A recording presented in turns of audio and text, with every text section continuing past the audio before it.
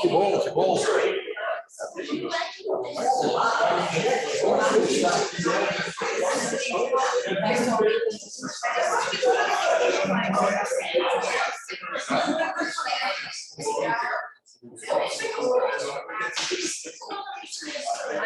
Bom, bom dia, bom dia, bom dia, bom dia a todos. Não esqueçam, aqui está a lista. Vai passar a lista. Que bom revê-lo. Alguns aí estão demorando para aparecer. Lembre-se que a frequência é de 75%. Tá? Manter-se inscrito no grupo, isso é um privilégio. Tá? Isso facilita para ingresso em mestrado, doutorado, como professores, em programas de PPGs. Isso também é importante. Estar vinculado a grupos de pesquisa, sempre, que mostra interesse na pesquisa e o que realmente abre as portas para mestrado, doutorado e participação como professores em PPGs. E portanto, cuide da frequência. Quem tem que cuidar da frequência não somos nós, são vocês. É sempre importante. Sejam tão bem-vindos. Eu recebi, antes de iniciarmos, alguns recados paroquiais, tá? Algumas questões paroquiais importantes.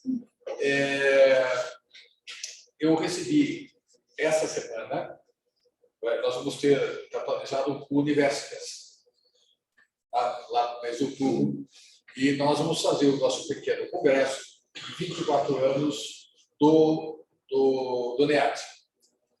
Vamos pegar duas datas, pegar na sexta e no sábado, para fazer o nosso evento. Então, o nosso evento, além da participação de palestras, nós também vamos ter a apresentação de trabalhos. E o trabalho está em cima, né? Nós temos pouco tempo. Eu devo me reunir com essa semana online com as monitoras, conselho de monitoras, me reunir com o conselho de monitoras para acertar e mais alguns interessados, para acertarmos para as publicações. Eu já entrei em contato com o Instituto Memória, eles vão publicar, vai ser em e-book. A publicação vai ser em e-book. Então já está certo, já está acertado, inclusive monetariamente. A opção que já está, os pontos já estão prontos. Por isso, nós temos que fazer montar a seleção para essa semana, para a apresentação dos trabalhos. Também vamos convidar mais alguns presidentes novo presidente do Tribunal Permanente de Revisão, para dar uma palestra, mais alguns membros de fora que também têm interesse, e organizar. Então, o professor Eduardo e eu, que ele está como lá o primeiro, estou preenchendo, e eu já comunicando ao professor Eduardo a sua palestra, inclusive. O tema vai estar ligado à tua linha de pesquisa do NEAD, tá bom? Isso vai ser uma coisa bem interessante. O professor Andrew também está convidado, se quiser apresentar temas. Obviamente, o Nemésio também. para que vocês possam bem apresentar as questões. Bom, hoje nós temos a ventura de receber um querido amigo meu, já palestrou várias vezes aqui no nosso MEAD, é o professor Dr. André Otrava, e juntamente com o acadêmico e especialista, o Nemésio, já de longa data, desde quando ele não tinha barba na cara, faz tempo, aí o meu cabelo era preto, ele era menorzinho. Faz tempo. Faz tempo. E que vamos brindar hoje com o tema. Veja, o fundo é desportista, de futebol, mas o que está atrás disso são as relações internacionais. E aí é um casamento interessantíssimo. Dentro da nossa linha de pesquisa de integração e desenvolvimento, essa é uma linha que cai como uma luva.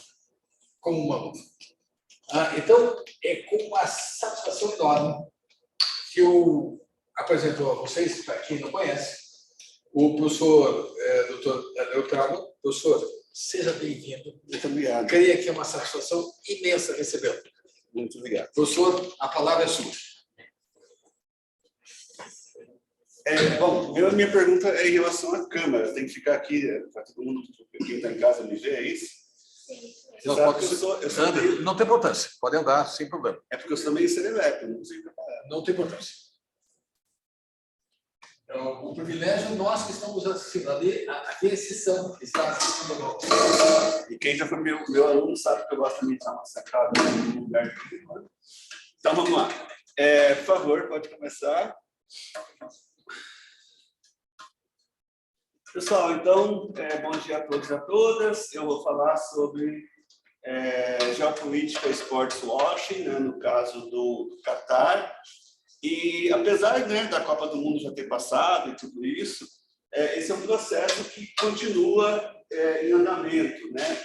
Porque a gente vai ter uma série de questões que vão seguir sendo importantes, seguir sendo relevantes para as relações internacionais, para a geopolítica. Eu vou falar um pouco sobre essa enorme transição que está ocorrendo na região nesse exato momento, tá? No decorrer da minha fala. Muitas coisas estão mudando, muitas peças do xadrez geopolítico da região estão se movendo, novas alianças surgindo, outras alianças se enfraquecendo, e, enfim, é muito interessante, pessoal, a gente pensar, né, em termos de geopolítica, que até a Guerra Fria, o que imperava, na verdade, era o pensamento realista, né? Ou seja, aquela ideia de que o sistema internacional é anárquico e que, portanto, todos lutam pelo poder.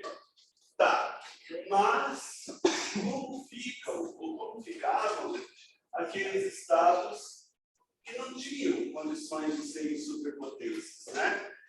Como ficava na antiguidade quem não era Império Romano, quem não era Império Persa, né? Como ficava, de repente, na Idade Média, que não fosse o reino da Península Ibérica, ou a Igreja, e etc. Isso não era visto, isso era tido como irrelevante, porque até então a história ela era vista de uma forma muito positivista, né? Ou seja, apenas o interesse das grandes potências, dos grandes reis, dos grandes governantes, e etc. etc.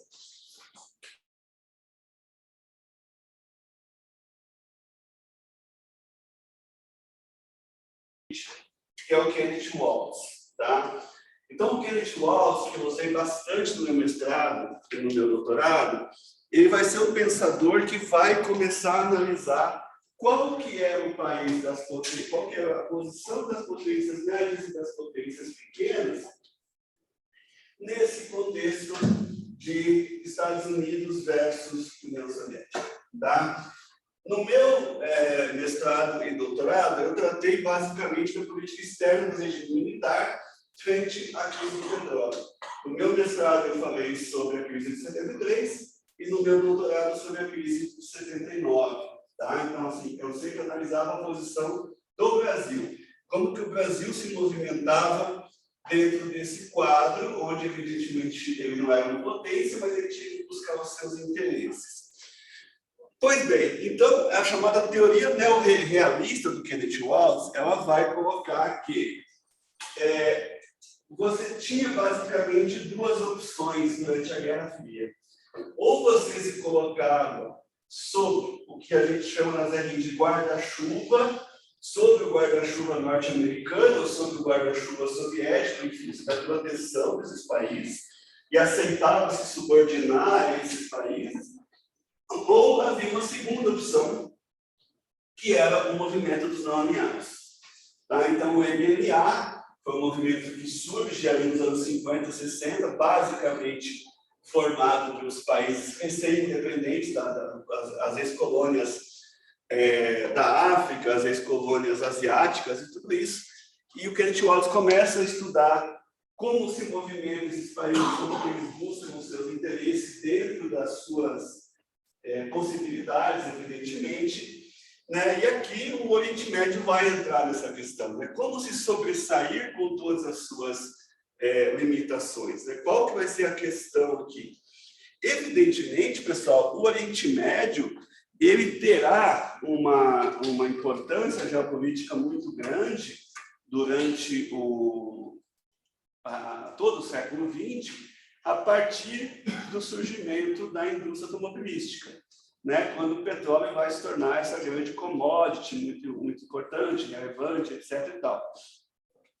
Então, ali começa, mais uma vez, essa região a se tornar um foco das grandes políticas, das grandes potências e tudo isso. Então, como se sobressair, como sobreviver, como não perder sua autonomia, como não perder a sua independência dentro desse contexto aqui.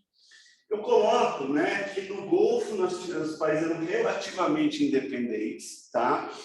É importante a gente ter em mente que, por exemplo, os países da região do chamado Golfo Pérsico, e aí vai ter uma treta enorme, porque quem é pró-Irã vai dizer que é Golfo Pérsico, quem é pró-Arábia Saudita vai dizer que é Golfo Árabe, mas a gente acostumou aqui a chamar de Golfo Pérsico, né? Esses países não foram colônias, tá? Nem do Império Otomano, eles foram dominados pelos otomanos até o século XIX, mas como até o século XIX o petróleo não tinha grande utilidade antes da invenção do motor a combustão, não se dava muita bola para isso, para o que era aquilo. Depois que sim, é que, né, vai ter toda essa importância, até porque no início do século XX, a gente vai ter uma guerra, que é a Primeira Guerra Mundial, que é a primeira guerra que nós vamos ter aviões, nós vamos ter veículos motorizados, e tudo isso. Então, assim, o petróleo se torna fundamental. Então, é só a partir desse momento, e em 1932 apenas vai ser descoberto o petróleo na Arábia Saudita, e aí você vai ter toda essa questão relativa ao petróleo, a importância desses países, e começa uma espécie de um processo de neocolonialismo ali naquela região. Bom, em relação ao Catar, eu coloquei assim, Catar é a estratégia do porco-espinho, tá? O que é a estratégia do porco-espinho? Bom, nós temos duas visões da estratégia do porco-espinho. Uma é mais realista e a outra é mais romântica, né? Então, vamos falar um pouco das duas, porque de certa forma as duas até se aplicam aqui no caso do Catar. A mais realista, tem um pensador americano chamado Isaiah Berlin, que ele dizia que a Rússia era um país em excelência de usar a estratégia do porco-espinho, que consiste basicamente de você, assim como o porco-espinho, exibir os seus espinhos como forma de dissuasão, como forma de afastar os inimigos. É o que a Rússia historicamente sempre fez, tá? Quando, por exemplo, a União Soviética transforma aqueles países do leste europeu, Polônia, Romênia, Hungria, Bulgária, etc., nos seus satélites, ele está, de certa forma, transformando aqueles países num escudo. Para você invadir a União Soviética, você tinha que transpor primeiro aqueles países que eram no escudo da União Soviética, para depois adentrar aquele território. A gente teve toda a questão da corrida nuclear durante a Guerra Fria, que fez com que a União Soviética mostrasse, para usar uma expressão popular, mostrasse suas garras e ninguém ousasse se aproximar. Além, evidentemente, do famoso General Inverno, que derrotou Hitler e Napoleão, né? E a outra visão, que eu falei que é mais romântica, é a questão do dilema do porco-espinho, do filósofo alemão Arthur Schopenhauer, que eu falei, essa é bem fofinha, pessoal, porque ele dizia, olha só que fofo, serve para todo mundo, que num relacionamento, você vive o dilema do porco-espinho, porque ele conta a história de um grupo de porcos-espinhos que estavam morrendo de frio no inverno. E eles tinham que achar um meio termo entre ficar juntos o suficiente para se aquecerem, mas não tão grudados para não machucarem uns aos outros. Ó. Então, assim, é a metáfora de um relacionamento, né? Você fica junto, mas se ficar junto demais também machuca. Então, o Catar tem isso. Então, esse ficar junto do Catar é o ficar junto das grandes potências, né? E ter a aliança. A gente vai ver que ele tem uma aliança com os Estados Unidos, que ele tem uma aliança com a China, que ele se dá bem com a Rússia, ele se dá bem com todo mundo, mas ele tenta manter a sua autonomia. E eu vou falar como ele vai manter a sua autonomia, né, Mestre? Por favor. Bom, a questão, o que faz o Catar um país diferenciado no Oriente Médio é o gás e a Al Jazeera. Tá? A gente teve. Então, o Catar é o terceiro maior produtor mundial de gás, de reservas de gás natural, atrás apenas da Rússia e do Irã. Então, observe em que posição privilegiada o Catar está nesse momento, porque Rússia e Irã são inimigos do Ocidente.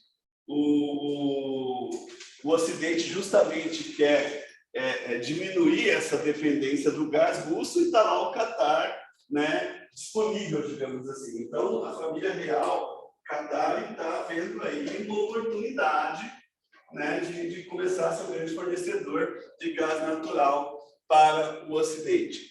O Catar é um país diferente nesse sentido, pessoal, porque além de ser o terceiro maior produtor mundial de gás, é um país que não depende tanto do petróleo quanto os seus vizinhos. Para vocês terem uma ideia, 55% do PIB do Catar vem do petróleo. Parece muito, mas para um país do Golfo, onde a média é 82% do PIB, é pouco. Né? Então, eles têm 55% do petróleo e praticamente todo o restante em relação ao gás. E eles têm também uma fonte de gás compartilhada com o Irã. Então, aí entra uma outra história, porque o Irã é o inimigo geopolítico da região, né? Então, assim, você tem Catar, você tem Arábia Saudita, Emirados Árabes, Israel, enfim, uma série de países ali contra o Irã, mas Catar e Irã estão unidos para sempre, digamos assim, porque reserva de gás, não é material, não tem como você dizer, o meu gás é daqui para cá, o teu gás é daqui para lá, tem que compartilhar mesmo, né?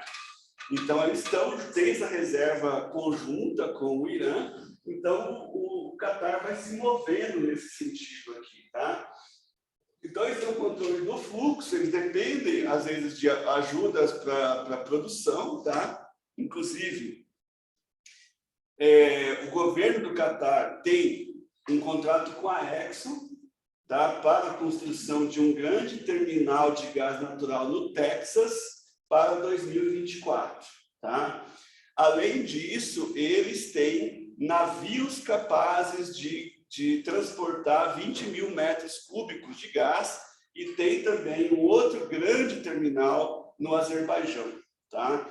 Então, o Catar vai se movendo dessa forma, sendo esse país do gás. E uma coisa que muita gente não sabe é que a maior base norte-americana no Oriente Médio não fica na Arábia Saudita, fica no Catar. Tá? Então, é uma relação, assim, aparentemente uma relação de vencer ou vencer, porque eles têm aliança com os Estados Unidos, eles têm aliança com o Irã, eles têm aliança com a China, eles têm aliança com todo mundo, e todo mundo quer estar bem com o Catar, especialmente com esse aumento da dependência do gás que nós estamos vivendo desde a invasão da Ucrânia pela Rússia. Tá? Ele tem essa autonomia frente ao Conselho de Cooperação do Golfo, o CCG, que é um daqueles blocos que foi criado naquela esteira dos anos 80, 90, que foi criado o Mercosul, União Europeia, enfim, a onda dos blocos econômicos da era da globalização. E o Catar sempre foi um país diferentão ali, porque eles não dependem tanto do petróleo quanto os outros. E, além disso, tem o fator Al Jazeera, né? A Al Jazeera é uma das grandes redes de TV do mundo, especialmente depois que passou também a ter uma versão em inglês, né? É muito fácil de vocês encontrarem os programas da Al Jazeera, inclusive no YouTube. E só que, assim, existe uma grande crítica, né, à Al Jazeera, que é uma crítica procedente, que é a seguinte, né, de que a Al Jazeera critica todo mundo menos o governo do Catar. Então, eles têm realmente a ousadia de criticar o governo saudita, de criticar o governo egípcio, de criticar um monte de países ali da região, mas a família real do Catar eles não criticam. Então, assim, não é totalmente independente, mas a Al Jazeera ela tem a sua relevância, especialmente para nós aqui do Ocidente, porque é talvez uma das poucas redes de TV que nós temos acesso que mostram, vamos dizer assim, entre aspas, o outro lado. Tá? A Al Jazeera apareceu para nós aqui no Ocidente na invasão norte-americana ao Iraque em 2003, em que tudo que nós recebíamos na época, uma época, vamos lembrar, pessoal, 2003, não tem rede social ainda, entendeu? Então, assim, você não tinha assim, celulares com câmera, então, assim, a gente tinha que engolir aquela informação de que os Estados Unidos invadiram o Iraque porque Saddam Hussein tinha arma de destruição em massa e não sei o que, não sei o que, não sei o que, né? E a Al Jazeera foi que mostrou o outro lado da história. Mostrou, olha, que os Estados Unidos estão bombardeando hospital, os Estados Unidos estão bombardeando creche. Olha, não é bem como eles estão dizendo que só estão bombardeando alvos militares, não é bem assim, e tal. Então, foi a primeira vez que nós tivemos, vamos dizer assim, os dois lados da história, tanto é que os Estados Unidos tiveram que admitir que sim, que eles estavam bombardeando alvos civis, só que tinha o intuito, né, de fazer o Saddam Hussein se render. Então, vamos matar o povo para ver se o Saddam Hussein se rende, como se o Saddam Hussein se importasse com o povo dele, né? O Saddam Hussein, aliás, fugiu para sua cidade natal, Tikrit, e foi capturado um ano depois, alguma coisa assim. Bom, então o Catar passou, pessoal, entre 2017 até 2021, sem relações com a Arábia Saudita, sem relações com o Egito, por essas duas razões. Esses países acusaram o Catar de estar tendo um terminal de gás com o Irã, que é uma coisa que já havia, e a segunda era a questão da Al Jazeera, que eles diziam que a Al Jazeera desestabilizava a região. Porque, para quem já foi para lá, pessoal, eu já tive a oportunidade de passar algumas semanas na Arábia Saudita, as TVs do Oriente Médio em geral são totalmente chapa branca, tudo puxa-saco do governo. Então, tudo que o governo faz é lindo, maravilhoso. Então, quando chega uma TV e faz alguma crítica, isso para eles é um choque. Entendeu? Então, assim, tem gente que vê a Al Jazeera como realmente engraçado, é você matar o mensageiro, né? O problema não são os governos que fazem coisa errada, o problema é quem dá a notícia de que o governo está fazendo coisa errada, é quem matar o mensageiro. Então, a Al Jazeera foi acusada disso e as coisas só mudaram a partir da aproximação da Copa do Mundo, né? Até porque os jogadores precisavam de visto para entrar no Catar, etc. E tal, então deram aquela amenizada. Bom, então, como eu disse, né, o investimento em navios tanque e terminais de escoamento foi do terminal do Azerbaijão, do terminal do Texas para 2024. Sempre também em contratos de longo prazo atrelados ao preço do petróleo. Então, o Catar procura se proteger com esses contratos longos, de 10, 20, 30 anos. Tá? E em 2014, a gente vai ter a chamada Revolução do Xisto. Alguém aqui sabe o que é a Revolução do Xisto?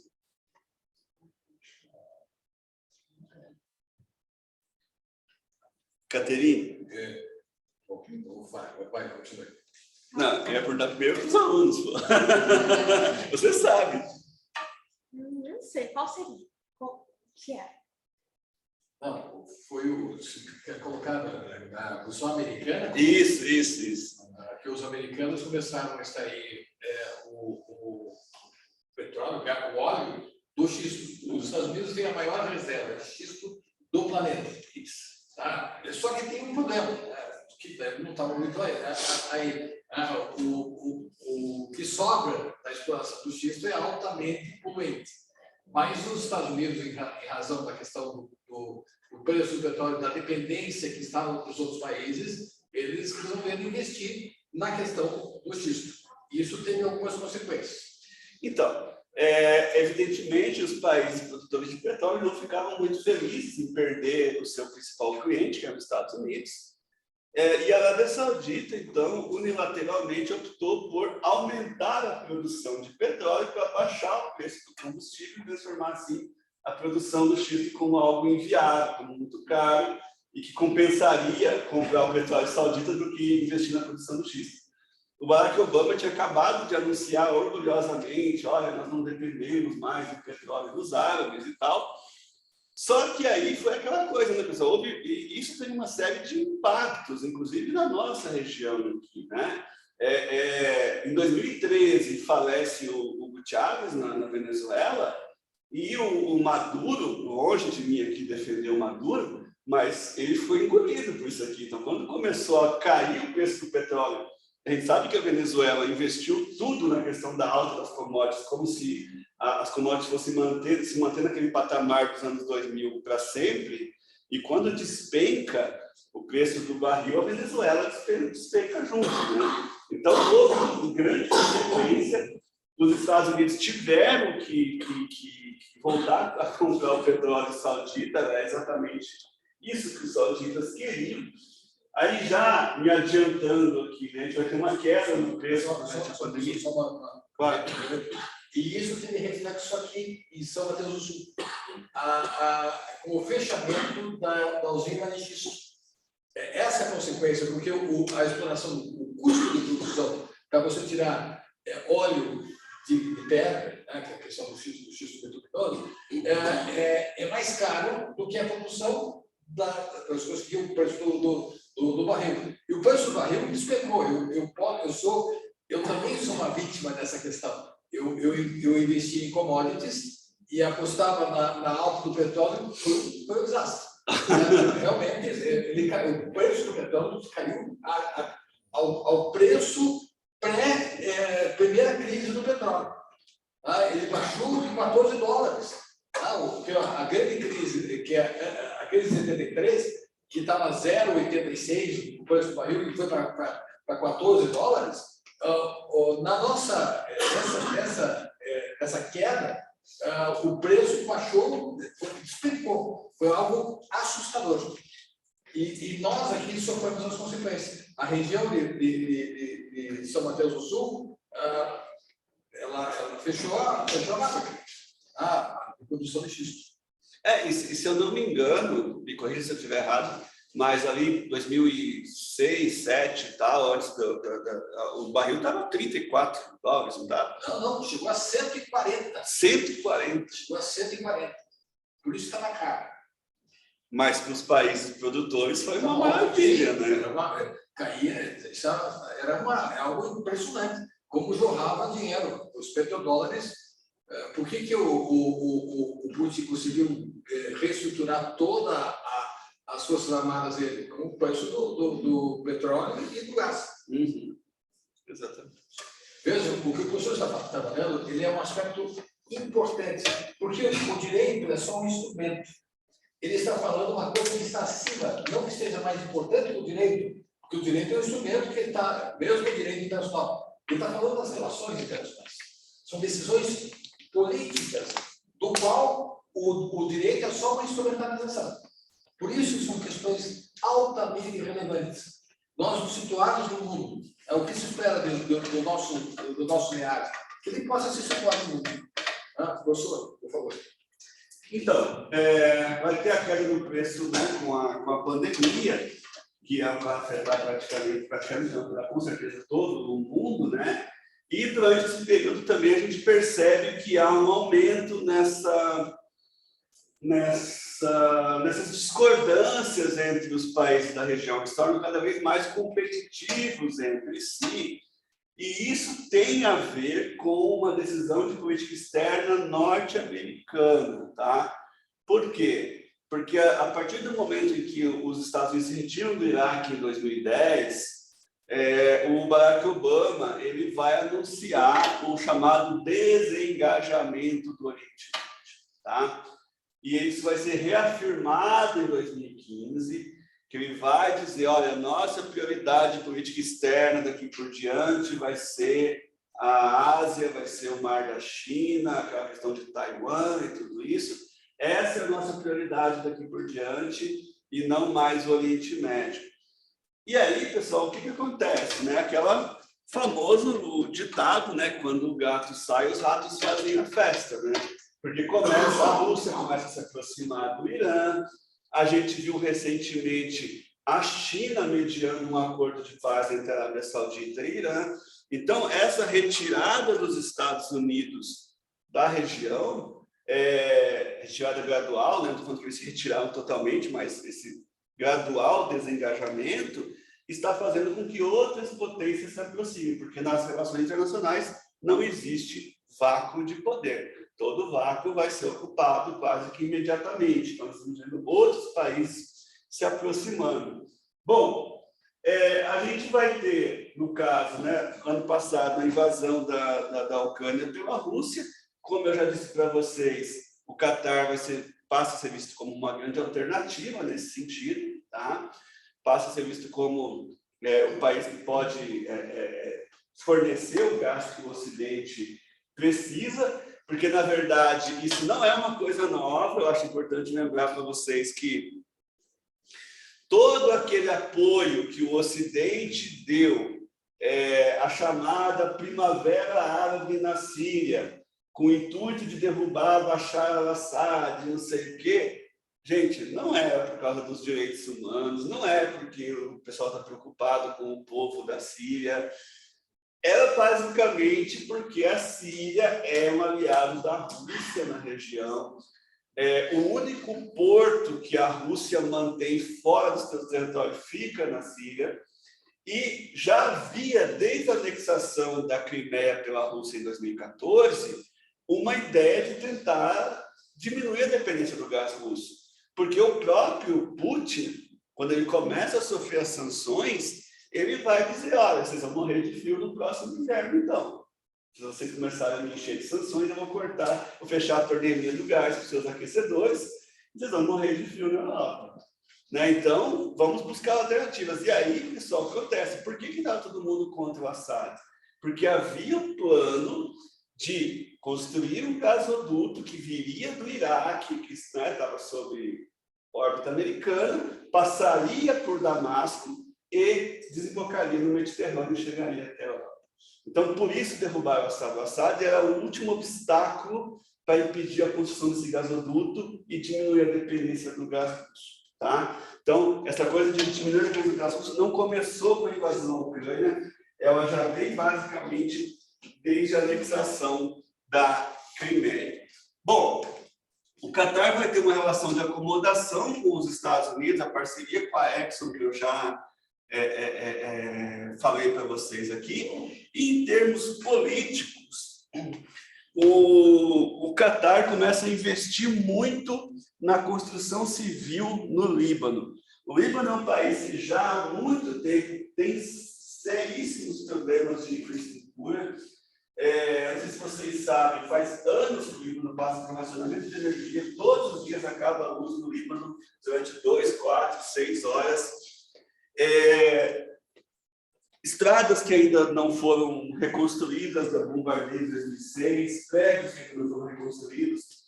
Aquela explosão que aconteceu no porto de Beirute, há alguns anos atrás, causada justamente por falta de manutenção, né? Ou seja, você tinha um container de explosivos num calor absurdo e que ninguém se deu conta de que aqueles explosivos não poderiam estar ali naquele calor, naquele estado de conservação péssimo, que fez com que ocorresse a explosão.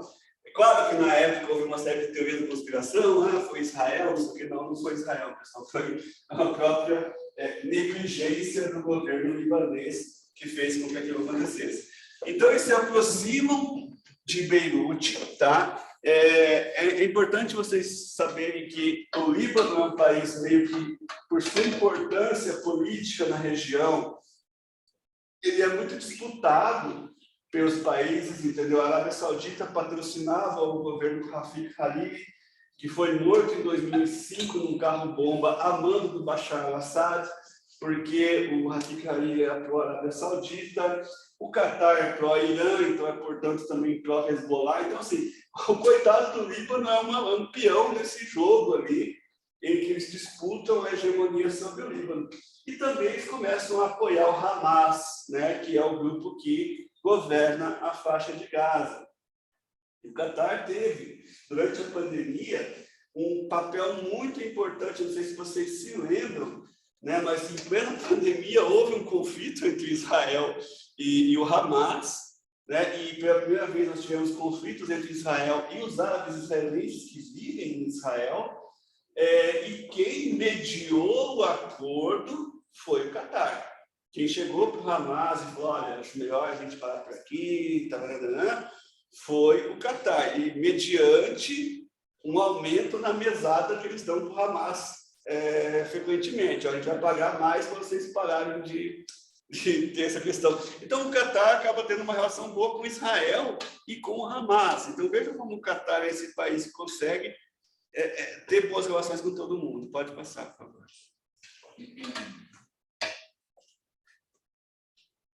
Bom, sobre sports washing, tá? Então, chegamos ao sports washing. Então, sports washing significa justamente, né, você lavar, limpar a imagem do seu país mediante a prática esportiva. Então, se no começo, quando se falava em esporte, na visão do Estado, quase sempre isso se limitava apenas a questões de treinamento militar, soldados, tudo isso, com o passar dos anos, isso vai mudando e se transformando num instrumento de soft power.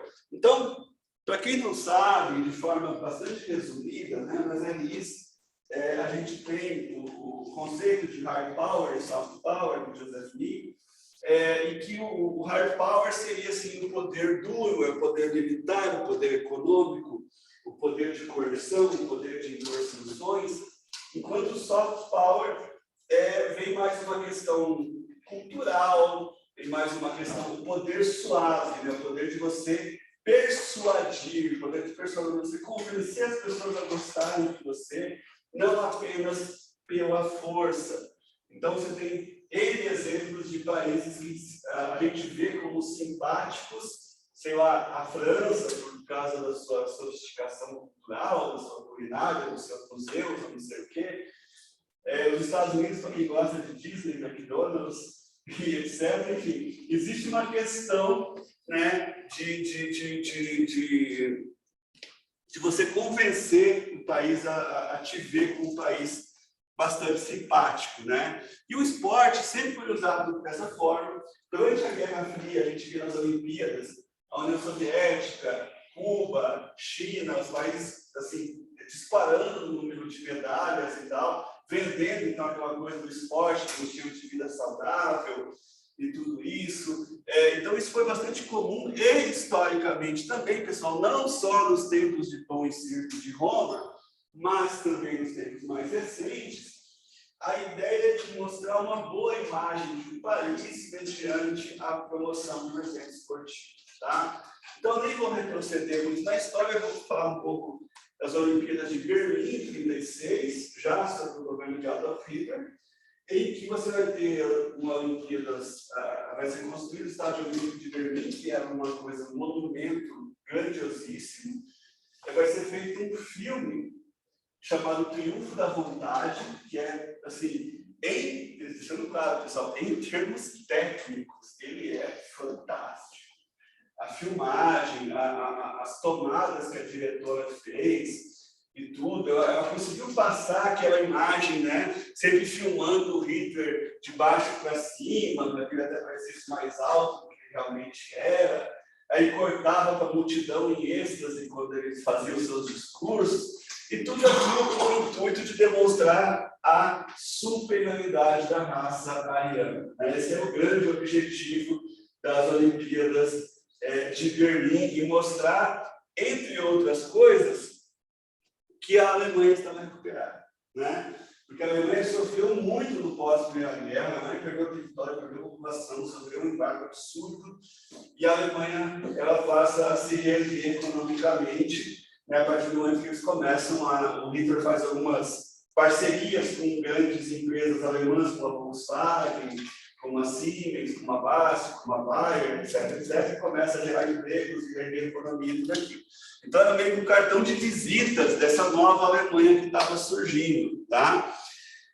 A gente tem depois, já vou ficar aqui na Alemanha, a Copa do Mundo de 2006, que foi uma Copa para mostrar ao mundo que os alemães eram legais, que ainda havia aquela imagem do alemão sisudo, do alemão que não sabe se divertir, do alemão que só pensa em trabalhar e tal, que foi uma outra questão.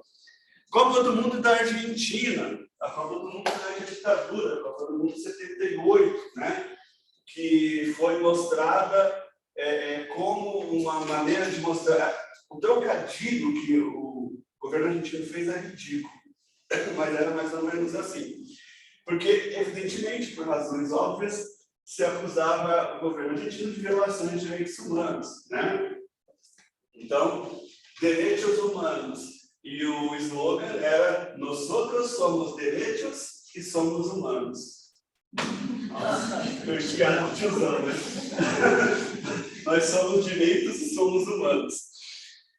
Enquanto pessoas eram atiradas ao Oceano Pacífico, né? A milhares de quilômetros de altitude para morrer nas águas geladas do Pacífico. Desculpa o senhor interromper, mas tem o último jogo da Copa do Mundo na Argentina em 78, que a Argentina foi campeã com o gol do Kempis. Acho que eu não sei, a 2, 3 quadras, não sei, acho que 15 ou 20 pessoas morreram durante o jogo, por causa de tortura. E no Monumental de Nunes, a Argentina estava ganhando a Copa do Mundo. Enquanto pessoas morriam sob tortura, exatamente. A África do Sul, a Copa da África do Sul, primeira Copa do continente africano, e também para mudar aquela ideia sobre o apartheid que as pessoas tinham da África do Sul. Geralmente, pessoal, esse negócio de evento esportivo é um baita tiro pela culatra, porque só expõe, na verdade, as suas contradições.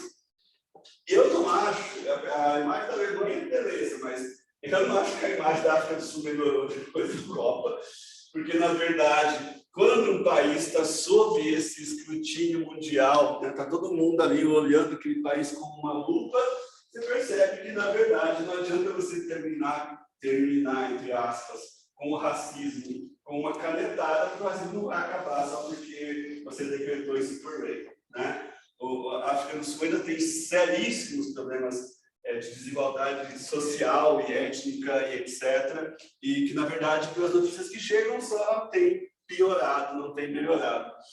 No caso da Rússia, também, uma forma do Putin, 2 anos depois de sediar as Olimpíadas de Inverno de Sochi, sediar uma Copa do Mundo, também não ajudou a melhorar a imagem da Rússia, embora tenha sido uma Copa muito bem organizada e tudo, mas a Rússia, assim como o Catar, vai sofrer uma série de críticas, especialmente em relação à homofobia, especialmente em relação aos tratos a minorias não russas, e etc, etc. Então, não foi assim muito bom para a imagem da Rússia. Ninguém passou a ver a Rússia, nem a África do Sul, como um país mais simpático por causa desses eventos, pelo contrário.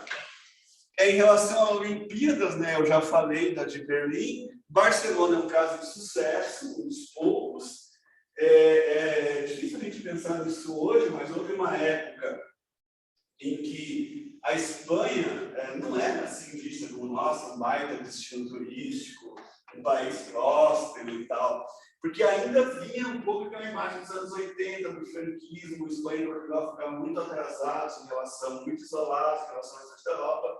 Em 92, é o momento em que Barcelona se mostra como uma cidade super moderna, com vários restaurantes e opções de lazer, de cultura e tal. E deu super certo. E, assim, é daí que vai também fortalecer o separatismo catalão na Espanha, porque eles consideram, que a região da Catalunha é a região mais rica da Espanha, que eles carregam mais a Espanha nas costas, né? Especialmente por causa do turismo e tudo isso. Enfim, então esse é um caso que funcionou para melhorar a imagem, sempre é usado como um case quando você quer falar do legado, né? O legado da Copa, não tem o legado do não, você fala, eu vejo o legado de Barcelona, né?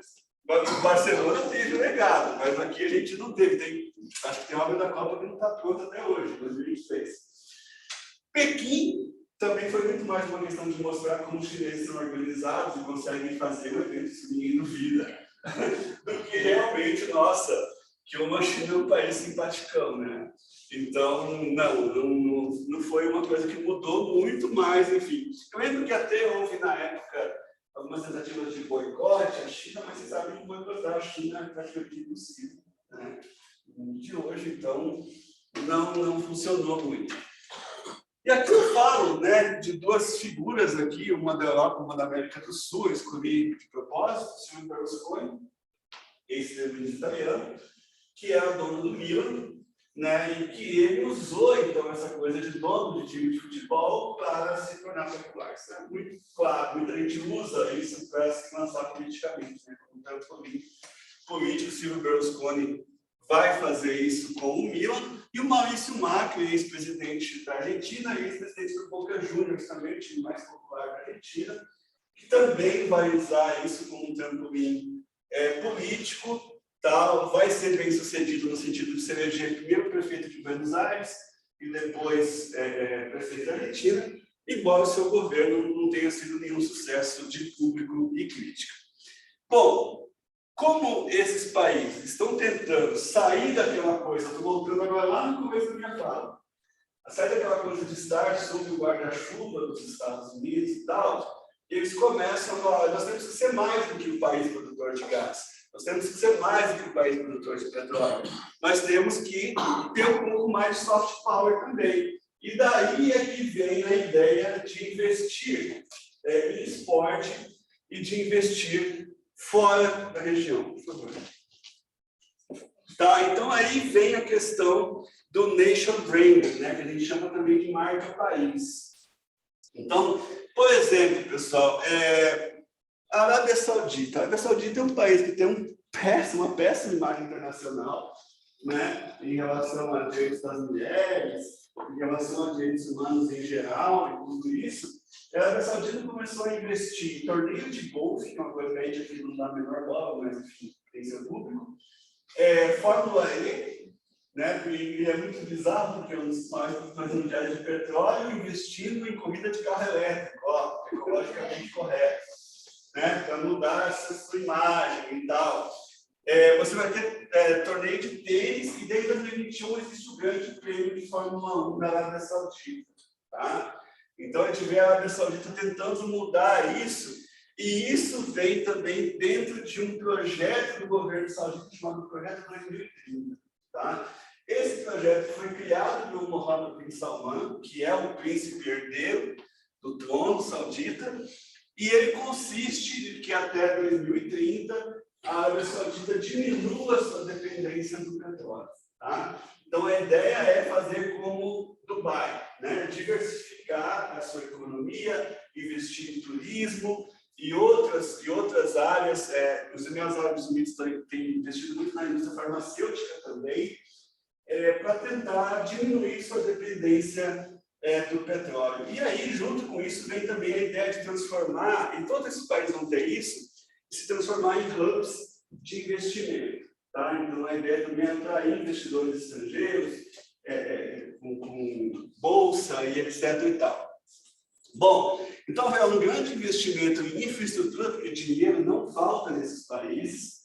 Né? A Arábia Saudita está construindo uma cidade do zero, vai ser uma cidade mais ou menos como Dubai, né? Uma cidade onde os estrangeiros poderão ir fazer o que quiserem, né, diferentemente do que acontece no resto do país. Porque, por exemplo, na Arábia Saudita existem duas cidades, uma se chama Meca, outra se chama Medina, que são cidades onde só podem entrar muçulmano.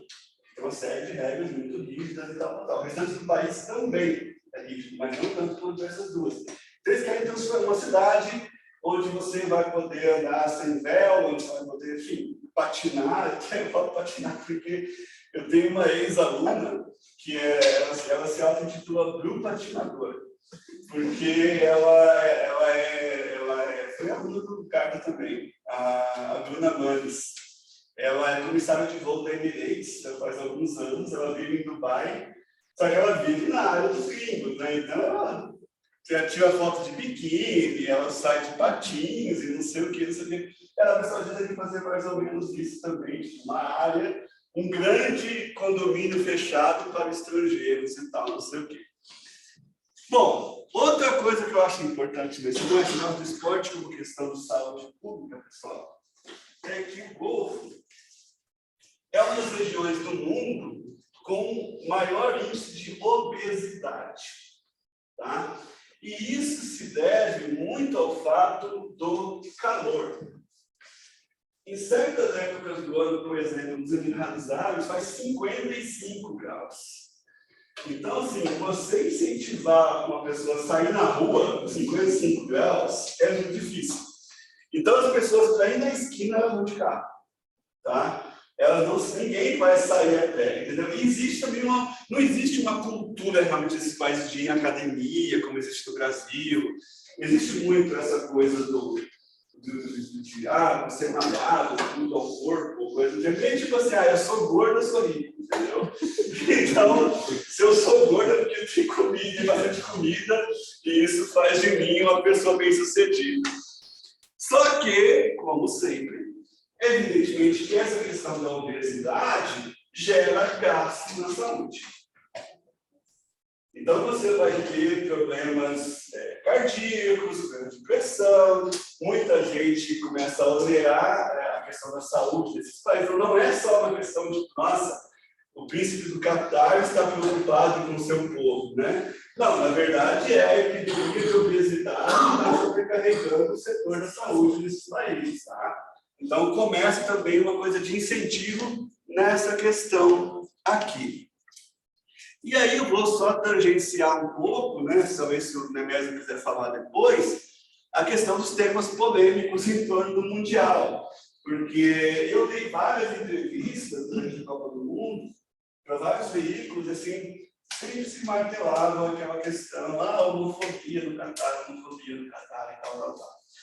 E eu sempre fui bastante realista em relação a isso, porque eu dizia para os jornalistas, eu percebia que os jornalistas estavam pautados pelos seus editores, pergunta isso para ele, então eles tinham que arrancar alguma resposta de mim, mas eu dizia, gente, o Catar foi escolhido em 2010, fazia 12 anos que a gente sabia que o Catar era desse jeito, parece que só agora, faltava 3 dias para o primeiro jogo, que eles descobriram que o Catar era um país homofóbico, né? Então, assim, por que não cancelaram o Catar lá atrás, entendeu? Ficaram perguntando isso. Eu falei, gente, não tem o que fazer.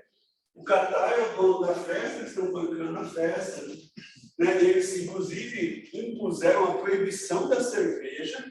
Isso foi um gesto muito ousado, não estou falando que é certo ou que é errado, mas que é ousado, do ponto de vista do governo do Catar, porque eles se opuseram a, não lembro se era a Heineken ou Budweiser, mas enfim, a uma grande multinacional, ela não vai vender cerveja aqui, ponto, e acabou, porque não é um país democrático, é porque eu não quero que venda e acabou. E é isso, né? E as pessoas tiveram que se adaptar, não é? Então, houve essa questão, teve a questão também do trabalho escravo, né? A fala, que se chama, que é o que nós chamamos aqui de trabalho análogo à escravidão, e que também foi algo que, durante esses 12 anos de construção de estádios, despencaram pessoas lá de cima dos andares, morriam pessoas, gente passando fome, gente que queria voltar para os seus países de origem, porque geralmente eram pessoas de países muito pobres, Paquistão, Bangladesh, Filipinas, não conseguiam voltar para casa, porque era realmente elas chegavam lá, elas tinham seus passaportes retidos e elas se tornavam mais ou menos propriedades dos donos das empreiteiras que estavam construindo aqueles estádios. Só que também foi algo que saiu uma notinha aqui e outra ali durante 10 anos, e de repente, meu Deus do céu, já estava escravo no Catar. De repente, as pessoas, a mídia acorda com um negócio que já estava acontecendo, né? Aí, no final, o Catar deu um aprendizado, acho que aumentou um pouquinho o pagamento para aquelas pessoas, mas também não mudou radicalmente, né? Então, eu critiquei muito, na época dessas entrevistas, a hipocrisia, porque o Ocidente, quando eu falo Ocidente, na época dos Estados Unidos, você não vem falando assim da Arábia Saudita. A Arábia Saudita é um país, pessoal, em que, por exemplo, o Mohammed bin Saud, ele permitiu as mulheres dirigirem. Nossa, é o único país do mundo que as mulheres não dirigem. Agora pode. Ele abriu cinemas. Nossa, que legal. E tudo. Mas, gente, por outro lado, isso é uma coisa famosa que isso a Globo não mostra, mas, por outro lado, ele é o rei que mais executou pessoas na história da Arábia Saudita. Ou seja, por um lado, ele está, nossa, como eu sou moderno, jovem e tal, por outro lado, quem se opõe ao regime dele é meio bom em circo. Você vai no cinema, agora no cinema, mas não enche o saco, não se opõe para não ver. Porque ele andou decapitando pessoas a roda ali agora.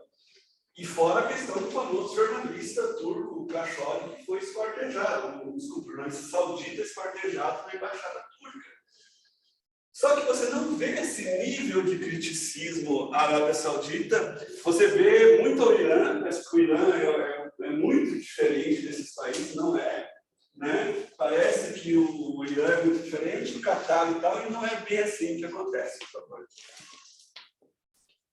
Então, pessoal, aqui chegando só para concluir o meu raciocínio de que o futebol virou uma espécie de brinquedinho desses países, né? Um argumento que eu usava nas entrevistas, que os jornalistas gostavam muito, era que eu fazia uma comparação desses príncipes aqui com os mecenas das cidades-estado italianas, né? Que disputavam entre si quem patrocinava Michelangelo, Da Vinci, Donatello, etc, etc. E aqui você disputa quem patrocina o melhor time de futebol. Porque dinheiro está sobrando, né? Então o que eu vou fazer? Vou patrocinar um time de futebol. Aí você tem uma disputa entre o Catar com o Paris Saint-Germain, os Emirados Árabes Unidos com o Manchester City e a Arábia Saudita com o Newcastle. Então, o projeto do Paris Saint-Germain. Você vai falar depois sobre a questão do Sarkozy? Não, pode falar, pode falar. Posso falar? Então, pessoal, essa história é muito interessante. O que acontece aqui? Em 2010, né, o Nicolas Sarkozy era presidente da França e ele vai convocar o Michel Platini, ex-jogador francês, presidente da UEFA, para uma reunião no seu palácio. E ele chega lá e está o emir do Catar, né? E aí, dessa reunião, o que acontece? O Catar quer sediar a Copa. Naquela época, não era um voto por país. A Europa tinha 4 votos, a América do Sul tinha 4 votos e tal. E aí, o que vai acontecer? A reunião termina com a UEFA prometendo os votos ao Catar, e o Catar comprando o PSG quase que na sequência para transformar o PSG numa potência mundial, né? Era o time do Sarkozy, inclusive. Isso, era o time do Sarkozy, e aí foi montado o time com Messi, Neymar, Mbappé, que não deu porcaria nenhuma do campeonato francês e tal, mas enfim, houve esse projeto, né? E aí, o que acontece, pessoal? O Joseph Blatter, que era o presidente da FIFA, ele tinha um plano audacioso. Ele queria ganhar o Prêmio Nobel da Paz. Ele queria que, olha só, a Copa de 18 vai ser na Rússia, de 22 nos Estados Unidos. Rússia e Estados Unidos vão conseguir fazer as Copas na sequência. Só que não contavam com esse derramamento de dinheiro do Catar, que comprou todo mundo. Comprou a Federação Africana, comprou a Federação A CBF, então, era presidida por Ricardo Teixeira, que sabe que é um homem de reputação ilibada, né? Uma pessoa super honesta e tal. Não foi problema nenhum comprar o voto do Ricardo Teixeira. E aí, o que vai acontecer? Talvez por coincidência, eu acredito que não. Os estados do FBI começam a prender todo mundo. Começa a surgir um monte de coisa de corrupção e um monte de gente é preso. O Ricardo Teixeira, por exemplo, é uma pessoa que não pode sair do Brasil. E aí o Joseph Blatter é banido, o Platini é banido, enfim, o FBI começa a pegar geral. E eu não duvido que tenha uma relação com o fato de que era uma Copa ser nos Estados Unidos e de repente a gente perdeu o Catar. Deve se dar uma humilhação maior perder o Catar. Daí, não, por acaso, onde vai ser a próxima Copa 2026? Os Estados Unidos. Tipo, não vamos mais brigar com os caras, senão eles vão prender a gente. Então, a Copa vai ser nos Estados Unidos, tá? E aí, essa questão da disputa, pode passar, por favor. A gente tem o Manchester City, provável campeão da Champions League, estou falando provável, não estou apostando, mas enfim, que montou um time, e aqui a disputa Qatar, aqui Emirados Árabes Unidos, então o time é patrocinado pela Emirates, a Emirates também está nessa jogada, e aí, por fim, só para terminar, o Newcastle, que é o novo brinquedinho do MBS, do Mohammed bin Salman, né? E que aí está tentando entrar também nessa coisa do soft power e do sports washing relacionado. Bom, da minha parte era isso, pessoal. Obrigado.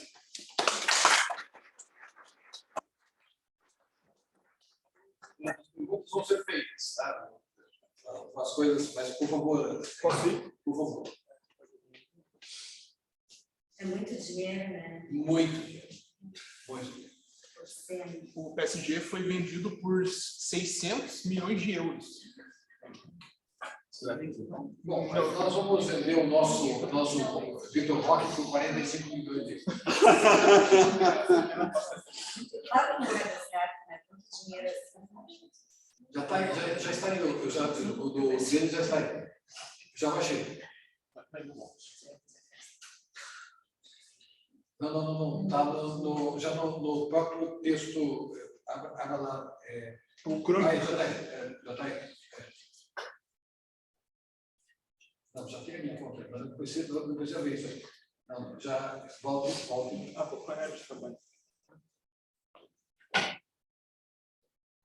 Isso. É seguinte.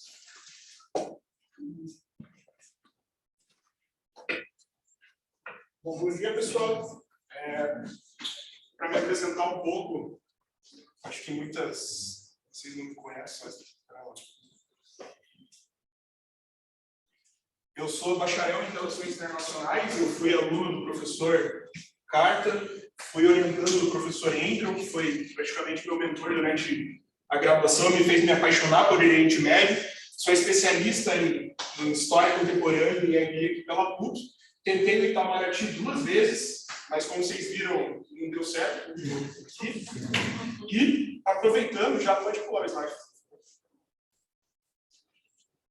Isso tem que descer porque está em PDF o slide.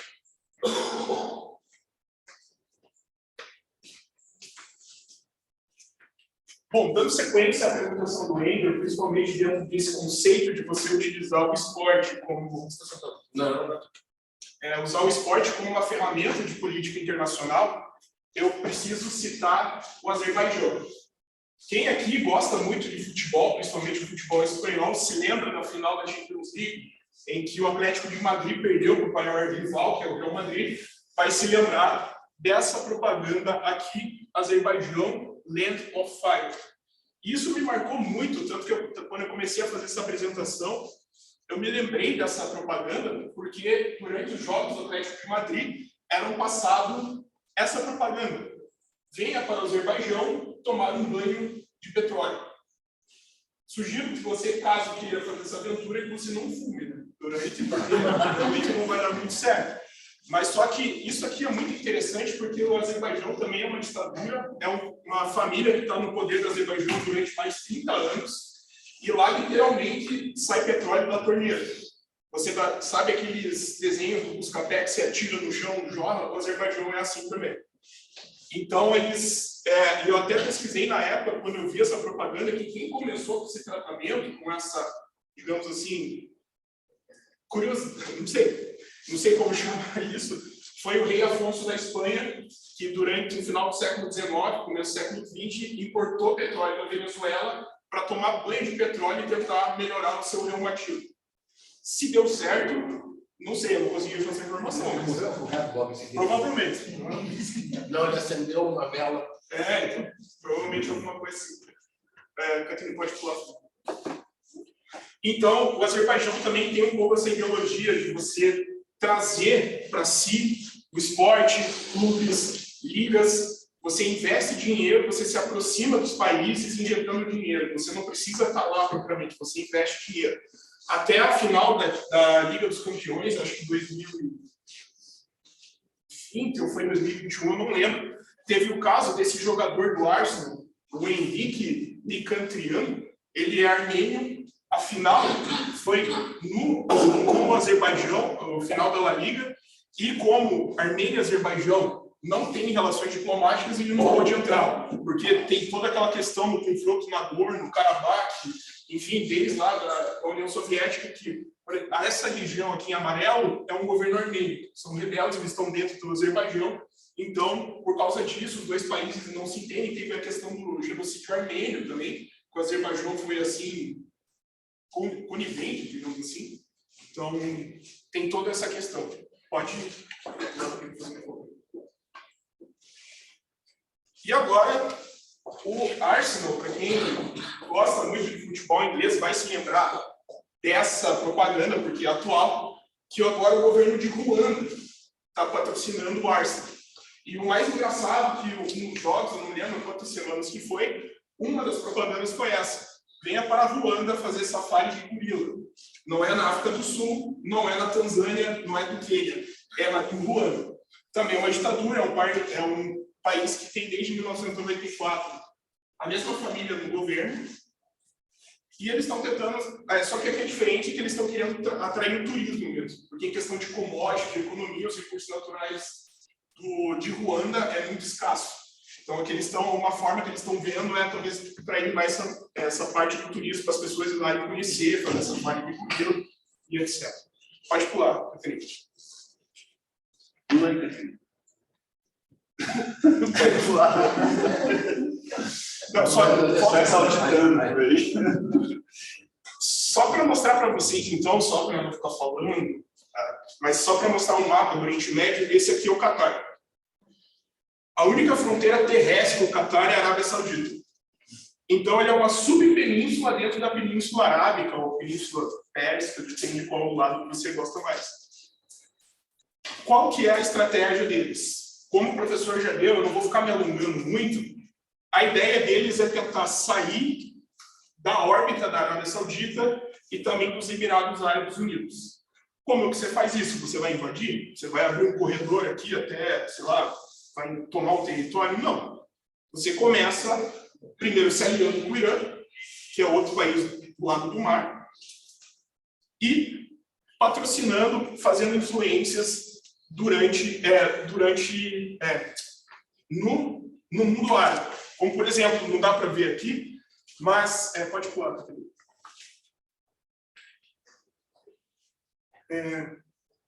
Está fora de ordem os slides, tudo bem. Só deixando um outro raciocínio. Então, quem manda no Catar, praticamente, é a casa de Thani. É a família Al-Thani, que é tudo que é do Catar, é da família Al-Thani. Esse BIM aqui, o nome do atual emir, que é esse aqui, porque como o Engel falou de você passar a imagem ocidentalizada na ONU, eles vão na ONU de terno. Eles não vão com aquele tradicional vestimenta árabe, que é o banjua ou igal.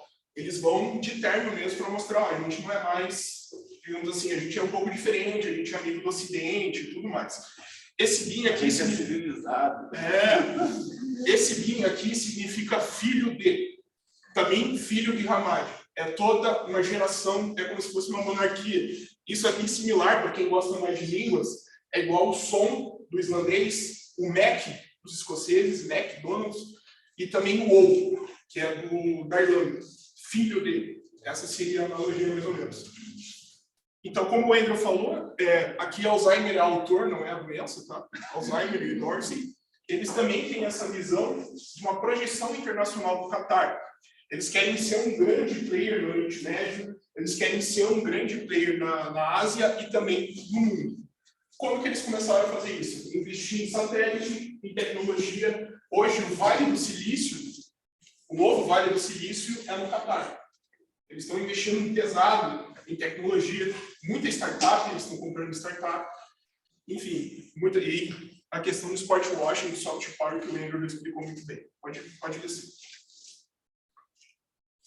A questão do turismo, né? Aqui é o Vale do Silício, eles construíram, para quem quiser também pode ir para o Catar fazer falcoaria, negócio falcão, foi mostrado muito durante a Copa. Essa aqui é a sede da Al Jazeera, que é a TV, não é um partido político. Tem muita gente que vai falar Al Jazeera, acho que é um partido político, não, a TV, tipo, a Globo, no mundo árabe. Pode passar. Então, o que o Andrew falou, basicamente, é isso, e foi o que eu mostrei. Eles querem fugir da Arábia Saudita, fugir dos Emirados Árabes Unidos, eles têm grandes laços com o Irã, e tem a questão da Irmandade Muçulmana, que daí vai ser muito complexo entrar nisso, que aí a gente vai ficar aqui. Só uma pergunta, no Catar, a população do Catar, a maior parte é xiita? Sunita. Sunita. Sunita. Não, mas o governo é sunita? O governo Sunita também. Também. Sunita. E eles são sunitas, só que assim, eles têm uma birra com a Arábia Saudita, porque eles são aliados desse grupo aqui. É um partido político no Oriente Médio que eles são contra as monarquias do povo. Eles são contra a Arábia Saudita, contra os Emirados Árabes Unidos. Não sei se vocês vão se lembrar da Primavera Árabe, quando é deposto Mubarak, existe uma eleição, a primeira eleição na história do Egito, que foi eleito o Morsi. Ele era da Irmandade Muçulmana, só que daí teve um contragolpe do exército do Egito e colocaram o Sisi agora no poder. O Hamas, que o Andrew falou, que é a Armada Palestina, é financiada pela Irmandade Muçulmana, pelo Catar também. Então, tem na Líbia também, eu lembrei, o Gaddafi. Há uma diferença, então, entre a Irmandade Muçulmana e o wahhabismo da Arábia Saudita? Bastante. Sim. É que, assim, o Wahhabi, eles me corrigem se eu estiver falando besteira, mas o wahhabismo é mais uma interpretação do Islã. Como se fosse... Como é que eu posso dizer? Vai ser muito tempo o que eu vou falar, tá? Mas como você fosse, assim, pentecostal. Seria isso. A Irmandade Muçulmana, não. A Irmandade Muçulmana é como se fosse... Um movimento político, né? Um movimento político. É como se fosse um... Mas ela surge do Egito, né? Sim, ela surge do Egito, mas como, assim, muito mais como um partido político do que uma interpretação como se fosse religiosa, teológica.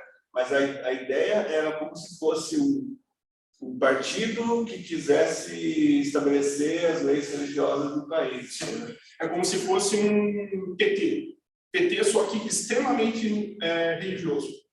Que queria que que os governos fossem dominados, tivessem a visão. Mas mesmo assim mais moderado que o bem mais moderado. Então, só que eles são, digamos assim, oficializados, é um negócio assim mais com estrutura, enfim, do que uma corrente religiosa. Não sei se... Eles têm uma grande rede de assistência social, assim como o Hezbollah tem no Líbano. Então, a Irmandade Muçulmana mantém creche, mantém hospitais, mantém escolas. Então, tem a questão do discurso, mas tem também uma questão social bastante forte. Eu não podia deixar de citar, até falei que esse é um pouco complexo, assim, mas tem essa questão na Líbia também, quando o Gaddafi caiu. A gente sabe que a Líbia é um país de sexto mundo em guerra civil até hoje. São dois focos na Líbia. É a cidade de Trípoli e a cidade de Tobruk, que são os dois grupos que estão tentando disputar o poder na Líbia. Oi? Benghazi. Não, mas são as duas principais cidades, onde estão os dois principais generais, Trípoli e Tobruk. Trípoli é onde está um partido político que é, digamos assim, da Irmandade Muçulmana, que quer que a Líbia seja uma grande nação muçulmana também. Aí tem eu esqueci o nome do general que fica em Tobruk, que é das Forças Armadas do Gaddafi, mas se rebelou, e daí tem a capital, que é onde está a ONU. Então, assim, é uma confusão. Então, essa cidade de Trípoli, que está a Irmandade Muçulmana, o Catar e a Turquia apoiam. A Turquia também, o Erdogan, ele é da Irmandade Muçulmana. Então, o Oriente Médio é um jogo de xadrez. É muito complexo. Eu até fico com receio, às vezes, assim, de entrar muito nesses áreas, nesses pontos, mas senão a gente vai ficar muito tempo aqui, daí, enfim. É interessante você colocar, são posições importantes, mas, de repente, você tem o Irã apoiando próximo à Irmandade Muçulmana, que é sunita, e o Irã xiita, contra o movimento bahamalista. Mas sabe, que aquela ideia, o inimigo do meu inimigo é meu amigo, no fundo ele se odeia, mas fala assim, ó, eu só tenho você para me ajudar. Então, assim, no fundo, ó, por enquanto, vamos se aliar aqui, vamos derrubar o governo da Arábia Saudita, vamos derrubar os Emirados Árabes Unidos, quando a gente acabar com isso, a gente vê o que a gente faz, como é que fica a nossa rixa, sabe? Mais ou menos assim, é bem... Isso eu estou falando de uma maneira bem... Pode falar. A Irmandade, ela seria o islamismo constitucional, que é a ideologia para a população, ou apenas o islamismo como Estado, como forma de governo, e não imposto para a população como no caso do Irã, por exemplo? Ele seria, na verdade, sim, ele abarca você ter um governo, só que ele, no fundo, ele é uma ideologia. É uma ideologia, mas também é uma ideologia, digamos assim, que imagina como seria um governo, que tem uma mentalidade também islâmica. É porque, assim, a Arábia Saudita, eles olham assim e eles falam assim, não, vocês não são muçulmanos. Porque, para eles, o que é da Arábia Saudita é da família Saúde. É deles, sabe? É uma diferença, uma personificação. Você é um rei. Você não está aí porque Deus quis. Você está aí porque você tem petróleo. Então, vocês estão todos se lixando para os palestinos, para os árabes. Essa é a visão deles. É um negócio assim até rebelde. Mas por ser suni, eles seriam um pouco menos impositivos. Não entendi isso. Mas por eles serem suni, os sunitas, eles seriam um pouco menos impositivos. Não, na verdade, assim, acho que fica mais fácil.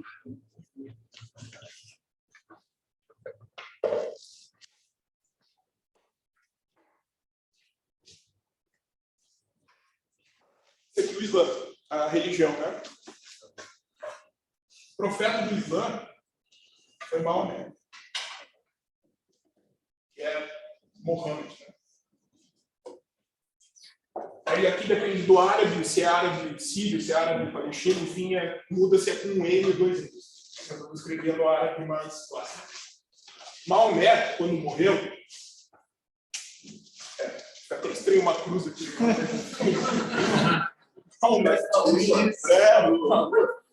O Maomé, quando morreu, ele não deixou um sucessor.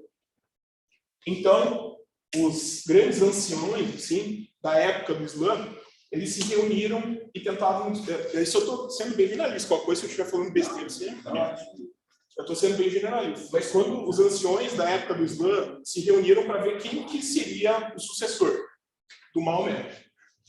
Primeiro seriam... Uns acreditavam que iam ser os anciões, as pessoas mais velhas, e tudo que o Maomé deixou escrito, que são as sunas. Por isso que é sunita, né? Suna. Que viraram os sunitas. Do outro lado, o outro grupo, que é a minoria, dizia que o neto do Maomé deveria ser o novo líder. Que ele era um cara mais espiritual, enfim, ele já estava criando, assim, digamos assim, ele estava... isso que eu vou falar é bem grosseiro, tá?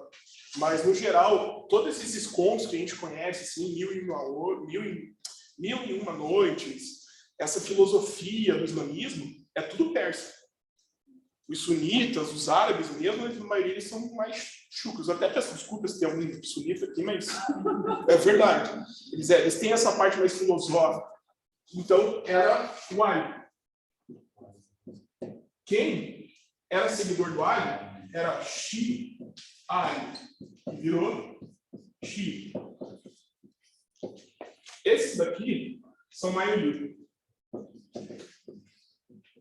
E esses daqui, minoria.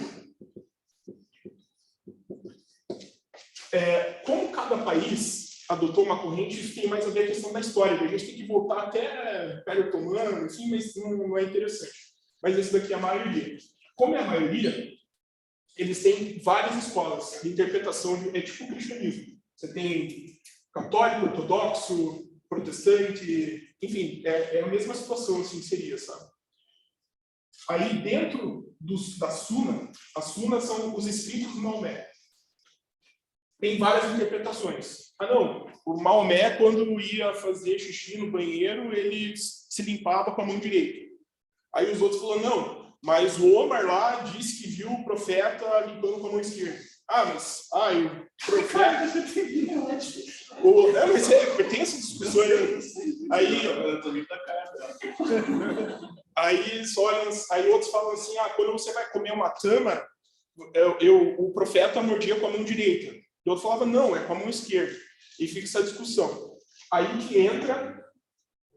Como é que é o nome? Como é que é o nome das escolas que tem os anafitas? Mala. Não, mas o nome é FIC. Jurisprudência. Isso. Jurisprudência que está dentro da Sharia. Famosa Sharia. Posso fazer? Claro. Rapidinho?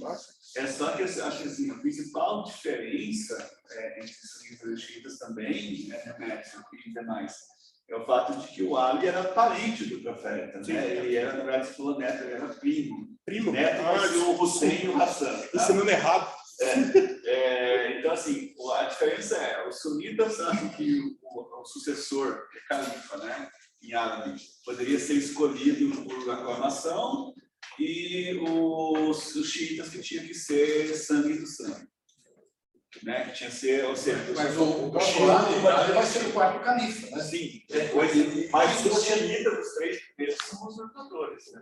Mas quando poderia ter feito a união entre entre as correntes, que o Ali vai ser o quarto califa, não aconteceu. Isso não aconteceu. Mataram ele. Passagem. Eu não sei se vocês estão informando essa pessoa, mas um dos netos de Muhammad foi executado por ele. Por isso que foi exatamente esse problema. O resultado dessa batalha que vai deixar marcas. O Ali é morto, o filho dele é morto. E só é um sobrevivente só. Você não sabe? Tá. Não, desculpa, porque agora que você comentou, às vezes eu estou te ensinando uma coisa já sabendo, desculpa. Ensinando que eu digo... Mas a questão... Então, nós temos as correntes. E daí, no século XVII e XVIII, mais tarde, nós vamos ter também o sufismo. Vai ter uma outra corrente lá, os sufistas, que vão aparecer aí também. Mas a posição parece uma coisa estranha, né? Eram convicções políticas. Depois, mais tarde, que as questões religiosas vão aparecer. As questões religiosas vão aparecer, interpretações religiosas. Para os sunistas, por exemplo, os xiitas, eles são hereges. E os sufistas, hereges e meio. Então, o sufismo, qual que é a parte bela do sufismo? Ele tem uma espiritualidade extraordinária. Ele tem a poesia vai sair muito mais desta linha do que qualquer outra, né? Porque não é interpretação literal, é uma interpretação que o professor falou bem, os 1001 Noites só podia ter saído de uma corrente xiita, não sunita, porque a visão existe um grande prêmio, né? Não sei se está ao Alcorão. Eu tenho em casa, tenho 2 versões do Alcorão traduzido para o português para cá. É lindíssimo, interessantíssimo, mas eles são compostos em versos e as pessoas vão repetir o Alcorão, mas a interpretação tende a ser literal. Isso vai ter reflexo, inclusive, em contratos mais adiante. Quem estudou já direito da ação privada, quando nós vamos ter a interpretação de contratos, quando você vai negociar com os árabes, a tendência é a interpretação literal. Isso tem uma diferença muito importante. Qual que é a diferença importante? Você vai ter que detalhar mais os contratos. Então, a interpretação do contrato, ela tem que ser literal. A questão da ordem da interpretação teleológica, da finalidade da lei, isso não vai acontecer. Não acontece. Isso aqui é uma coisa importante. Voltando para o direito. Voltando para o direito. Isso tem consequências políticas. Isso vai ter consequências políticas e jurídicas. Então, tem aspecto da interpretação jurídica. Quando você vai fazer negócio com um árabe, você vai ter que detalhar o contrato. Muito contrato. Perfeito, professor. Obrigado. E, resumindo, então, essa daqui seria a ideia. O arabismo, ou, enfim, eles têm essa ideia de você viver como era na época do profeta. Mulher, tudo que a gente, para não ficar aqui. E tem algumas outros grupos que eles se politizaram. Um exemplo seria o Hezbollah. É bem chucro, assim, mas eu estou generalizando para ser didático. A Irmandade Muçulmana seria como se fosse um Hezbollah, que é um partido político. O Hezbollah ele não é um grupo terrorista. O grupo armado do Hezbollah é um braço. O Hezbollah ele é um partido oficial do Líbano. A única diferença é que eles se armaram. Não tem um braço que se armou. Essa é a única diferença. Não sei se ficou claro, eu só estou enchendo de linguiça. Mas pode passar. Então, entrando já no final da nossa apresentação, senão a gente vai ficar muito tempo aqui, o Qatar, ele está com essa ideia literal, assim, de mudar a imagem do país, de se fazer presente através dos esportes, como o Andrew falou muito bem. Foi criado, esse aqui a gente vai ouvir falar muito, esse grupo aqui, que é o Qatar Sports Investment, agora eles estão querendo comprar tudo. Eu assisto muito basquete, eles estão querendo comprar 2 franquias de basquete agora. Então, assim, uma, se eu não me engano, é o Detroit Pistons e outra é... Não vou lembrar, mas eles também estão querendo ir para o basquete. Aí tem o Qatar Airways, que é a segunda maior companhia de aviação do mundo. Acho que só perde para... Não, a terceira. Enfim, só perde para a Air France e para a Emirates e para... A Emirates é dos Emirados Unidos. O canal BIM, que é muito importante falar. Outra forma que eles se aproximaram dos States foi criando esse canal. O canal BIM, ele é, junto com a Al Jazeera, o canal mais popular do mundo árabe. Eles transmitem Liga Inglesa, Liga Espanhola. Então, eles vão até os países, compram os direitos para se passar no mundo árabe, no geral, dentro daquela ideia. Você se faz presente comprando, investindo, enfim. Aí, agora já entrando na questão da Copa do Mundo 2022. Notícia dessa semana, não sei se vocês viram, o Qatar agora quer comprar o Santos também. Intermediado pelo pai do Neymar. Não vai sair nada. Um dos conselheiros do Santos, ele é CEO da Qatar. Não sei. Os conselheiros do Santos, é o CEO da Qatar. Porque quando o PSG foi vendido, foi comprado pela Qatar Sports Investment, que é o time do ex-presidente Nicolas Sarkozy, eles chegaram arrasando, assim, compraram o Neymar na semana passada, na semana seguinte eles compraram o time, assim, foi a maior contratação da história do mundo. Então, até o próprio Neymar, o Santos, assim, tem uma proximidade com os Emirados. Não pode passar, Jô.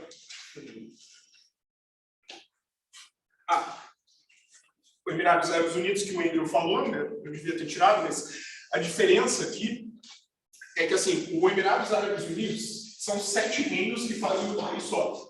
Tem 2 companhias aéreas muito grandes, que é a Etihad e a Emirates. A Emirates é a mais famosa porque ela é de Dubai. A Etihad ela é de Abu Dhabi. Então também estão patrocinando o próprio time que é deles, mas também estão patrocinando outros times. Eu acho que estão patrocinando a FIFA, o Boca Juniors, a Roma, e estão comprando direito de transmissão de tênis, enfim. Tudo isso, pode passar. A questão do Newcastle, que o Henry já falou, que até uma discussão que estava tendo essa semana, é o nome do estádio do Newcastle. É St. James Park. St. James é São Tiago. E aí eles estão querendo mudar o nome do... Só que os donos, que é a Arábia Saudita, eles estão dizendo que é para negociar os naming rights. Mas só que a própria... Até a torcida não quer, porque se remete a um bairro onde fica o estádio, tem um nome de metrô, estação de metrô, então... É só tira o santo. Exatamente. Vira Thiago Park. Aí, até no painel da OMC, eu até esqueci de falar que essa minha apresentação, ela foi numa visão de um analista de relações internacionais. Eu não quis trazer para vocês número, tabela, acordo, tratado. Eu queria trazer para vocês assim uma visão macro. Até, se vocês se lembram, foi discussão no palco, num painel do OMC, esse canal aqui.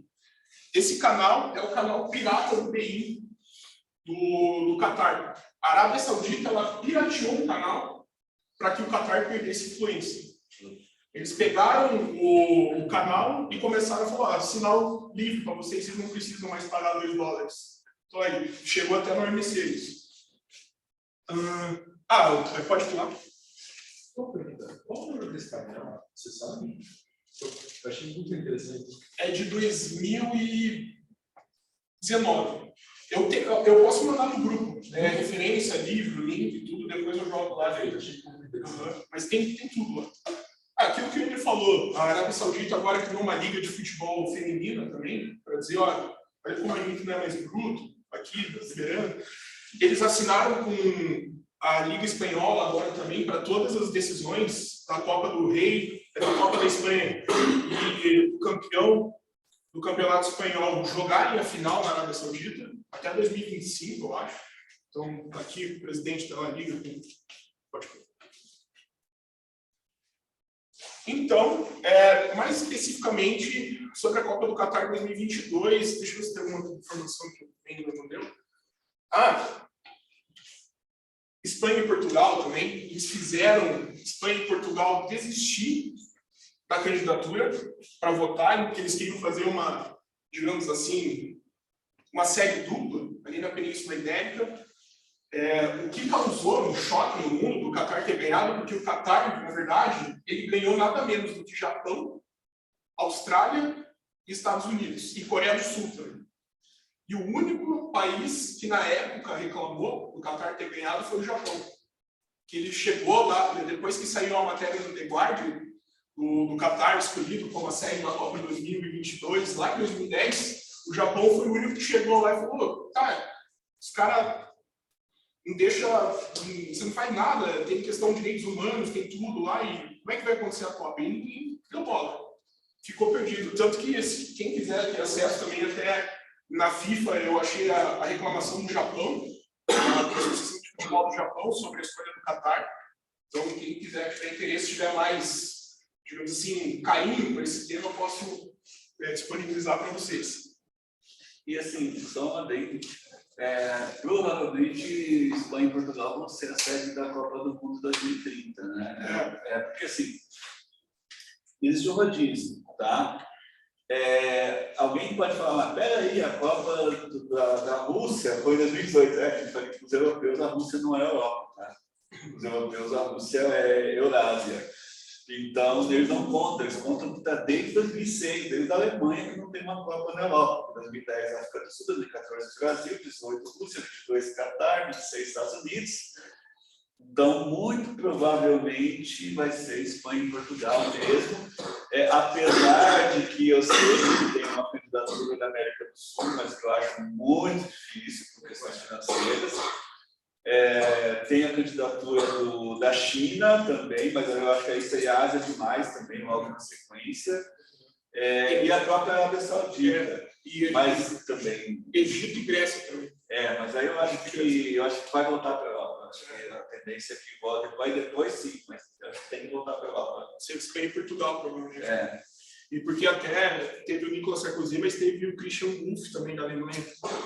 E o Qatar simplesmente fechou também uma compra de não sei quantos $1.000 de aço da Alemanha.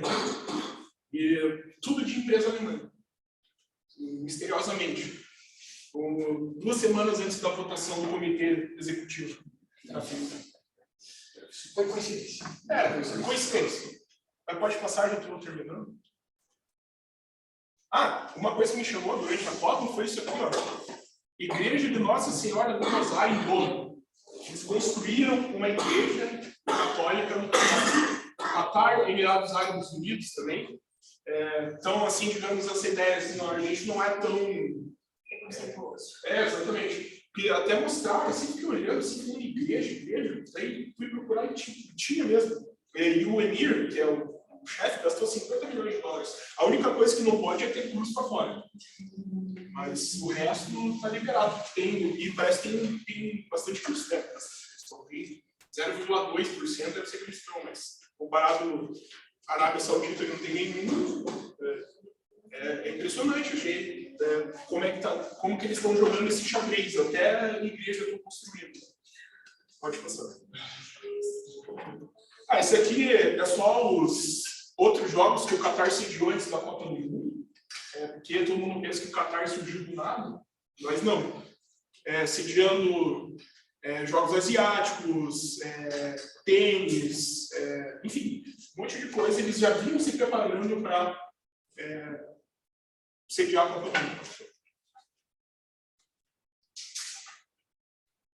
Então, para quem tem mais, eu trouxe um dado aqui, que parece que desde 2010 até 2021 morreram cerca de 522 nepaleses e 700 indianos por ano. E eu tenho esses dados. Quem quiser se interessar, tenho como compartilhar. E aí depois que o The Guardian fez a matéria em 2014, baixou só para 250 indianos por ano. Você tem uma redução aí, né? Tem um aluno que vai fazer um link sobre esse tema. Legal. Você pode compartilhar? Claro, com certeza, com certeza. Eu tenho a matéria do The Guardian, eu tenho tudo. Aí eu posso jogar no grupo, mando por e-mail. Legal. Bom, até na final do Mundial, eu não sei se vocês vão recordar, quando o Flamengo jogou o Liverpool, a final do Mundial foi no Qatar. Eles até levaram o CEO do Liverpool, o Peter Moore, e essa Cops Out. A Cops Out, para quem não sabe, se eu não me engano, é a maior torcida LGBTQIA+, que tem no mundo, que é a torcida do Liverpool. Eles levaram os dois lá em Doha e falaram, aqui a gente é amigo dos homossexuais, a gente não mata. A gente é amigo, a gente não mata. A gente gosta de vocês, pode vir pra cá, vem comprar. E eles fizeram, só que eu até tentei achar alguma informação sobre esse sentido, não achei. Mas só uma coisa que eu queria falar, até sobre a questão do álcool, é que a gente fala, Sharia. A Sharia, o que a gente tem que entender é que são 5 interpretações diferentes, são 5 escolas a respeito da Sharia que são chamados fiqhs, que eu escrevi ali. Cada uma tem a sua diferença. No Qatar, eles são... Desce um pouquinho isso, grosso. Eles são hanafitas.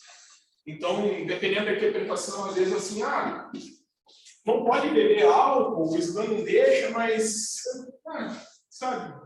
Mas no Qatar não, né? No Qatar, os hanafitas são mais dependendo, às vezes, da outro país que tiver uma escola mais branda, assim, não tem problema. Tipo, acho que os Emirados Árabes Unidos, eles são hanafis também ou não? Não sei. Ou são a escola Malik, ela predomina na África, tá? A escola mais moderada. Na Arábia Saudita é Hanbali, mas a maioria é Hanafi. que é um meio termo. Na Nigéria, pouco predomina lá. Na Nigéria são Eu não hubs. sei, porque eu sou do Camarões.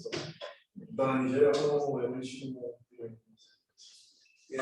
Onde é esse? Camarões. Camarões, mas Camarões, no norte de Camarões também tem correntes. Lá é sufismo? Sufismo. Sufis.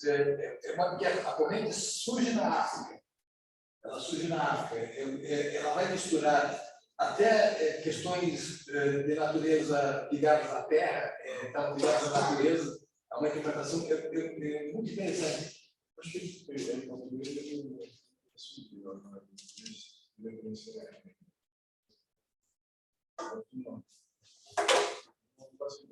não faz. Que também tem.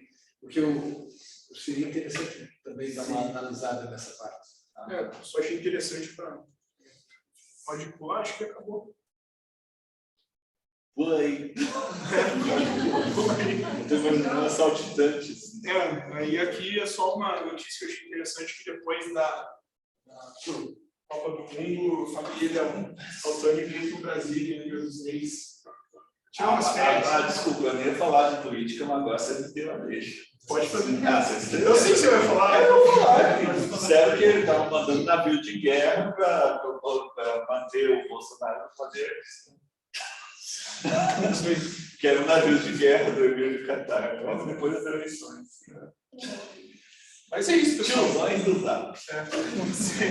Se vocês tiverem alguma pergunta, algum xingão aí, fiquem à vontade. Está aberto a perguntas? Bom.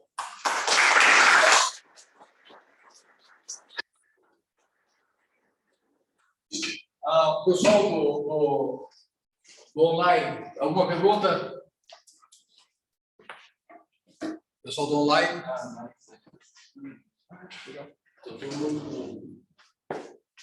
Bom, primeiro agradecer, é sempre bom revê-los, mas sempre se aprende, né? Sempre se aprende, é uma coisa rica. Lembre-se, o direito, ele o que é o mesmo direito internacional? Ele é instrumento. As decisões são políticas. Mas a partir de tomadas as decisões políticas, elas têm consequências jurídicas, inclusive contratos.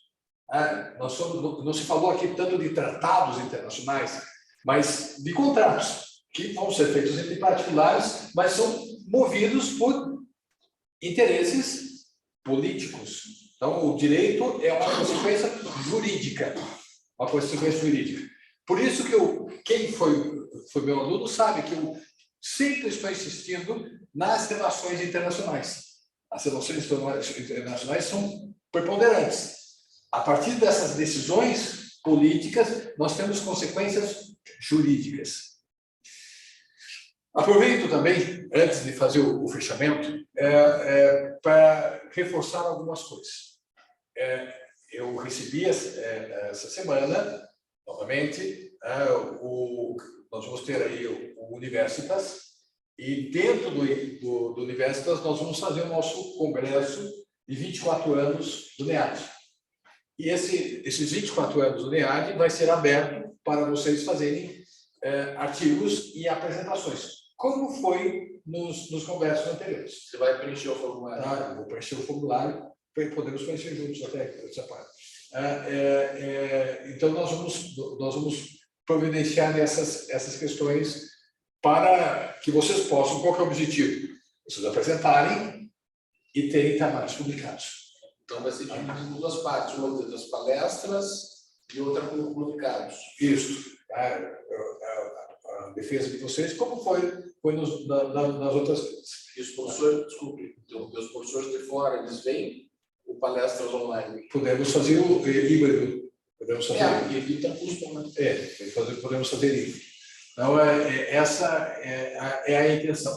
Essa é a intenção. Ao mesmo tempo, então, qual que é o objetivo? Ao mesmo tempo, já que nós queremos formar juristas, queremos formar pessoas que tenham publicações antes da conclusão do curso, né, que facilita aí para entrada em mestrado. Precisa publicação? Precisa publicação. Então, qual que é o objetivo? Vocês podem publicar, abre-se essa possibilidade, e vai contar 3 vezes no lápis de vocês. A apresentação, a publicação e a participação. Então, conta 3 vezes no lápis. Vamos poder colocar 3 tópicos no lápis. Para alguns, a organização também. Sim, daí vai para outros também a organização. Isso nós vamos, nos próximos dias, vamos trabalhar nesse. Convido-os também, igualmente, para a semana que vem, que o tema é completamente diferente. Hoje nós vimos relações internacionais. Como vimos no passado, temas igualmente provocantes. Semana que vem, o tema é previdência social. Vocês, a maior parte de vocês ainda não está pensando nisso. Talvez o professor, mas são questões que nos afetam e um dia vão nos afetar ainda mais. A professora Maria Fernanda, e juntamente com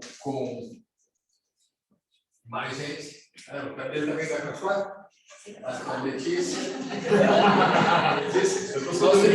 Nós teremos aventura. Então, a Letícia, a Maria Fernanda, vão apresentar na semana que vem um tema que é também desafiante. Porque tem consequências. E acredite, é um tema que todo mundo vai estar sujeito. Tá? Todo mundo vai estar sujeito.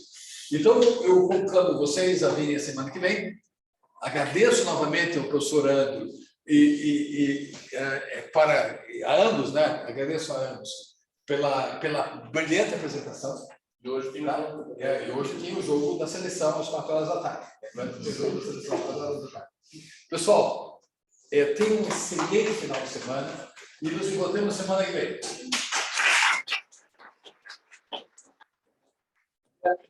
Vamos fechar aí.